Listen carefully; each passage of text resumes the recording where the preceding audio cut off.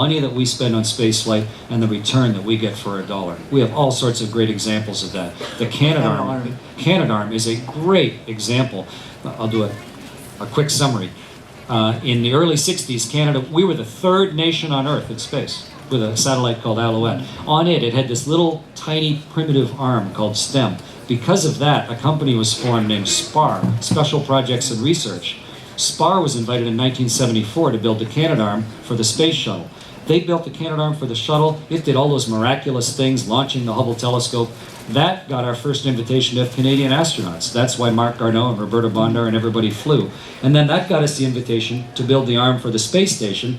And Canadarm built the space station. Canada built the space station that's up there. That's how I had a chance to fly in space because of that. That's how I became commander of the spaceship because of that. And then the technology that built Canadarm2 is now used in a hospital in Calgary to do brain surgery inside an MRI. There's a surgeon sits in another room with two hand controllers. He operates this neuro arm and it removes tumors. You can do remote robotic surgery on patients who have brain tumors, and the surgeon can watch what he's doing inside an MRI machine, and it's totally the grandchild of the technology that was developed for the Canadian. So are we doing enough now? So that is an example of a long-term, evenly funded success story that almost no other country could claim for the amount of money we put into.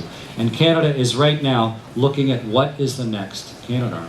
Trying to look at what the Americans are doing, what the Chinese are doing, because they've stated very strongly that they're going to the moon.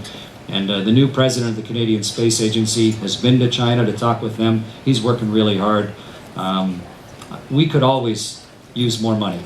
But at the same time, people don't need to despair. Canada gets a lot of bang for the buck, and we do really good work in space exploration and space flight. Given what you know that... Take pride in it. Given what you know contributing to this can do to accelerate technological knowledge, technological advantage in Canada,